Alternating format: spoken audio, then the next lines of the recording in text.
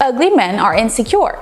And yes, handsome men can be insecure too. Anybody can be insecure. So I guess don't take it as just ugly men. Just do not date an insecure guy. Hey, welcome to another video. I don't know if Al is in love with this woman or probably not.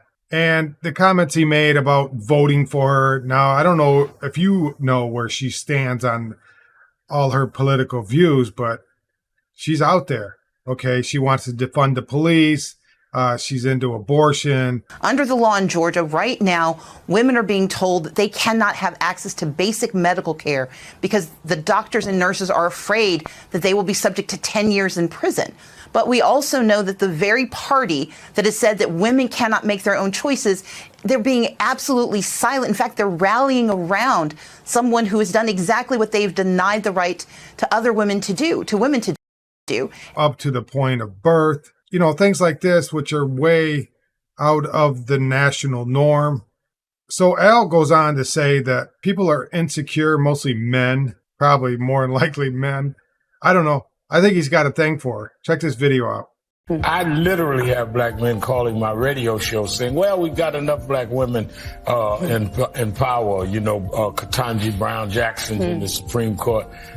We have Vice President Kamala Harris. I don't know if I want to vote for Stacey Abrams. Who would not be proud of Stacey Abrams unless you're so insecure as a man that you feel that you've got to be manipulated by probably some provocateur? Yeah, so you could see Al, he's trying to pump her up. You know, he's supposed to be a reverend, right? I don't know how you could tag a reverend on some of these guys' names, okay?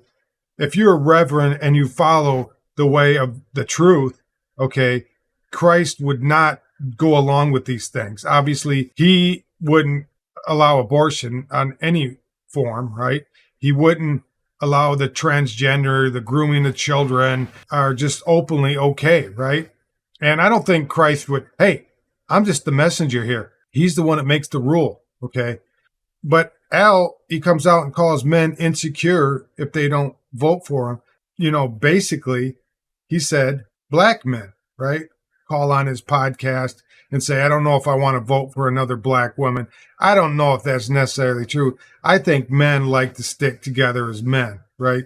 And you notice that there's an increasingly abundance of women leaders around the world that are getting voted in. Whatever the case may be, maybe men's testosterone level is going down. Maybe they're so interested in, you know, ball games and poker nights and drinking at the bars and hanging out with their buddies that these things are not important to them. Running a country, it just seems like too much work.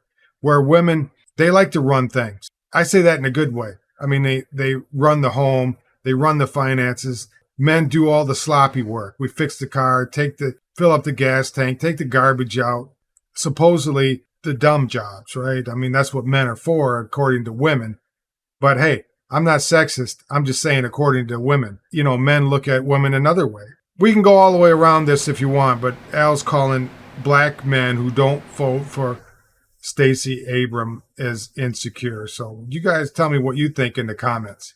Are black men insecure because they don't vote for Stacey Abrams as governor of Georgia? I'd like to hear from you. You guys have a wonderful day, and I will see you on the next video. Bye now.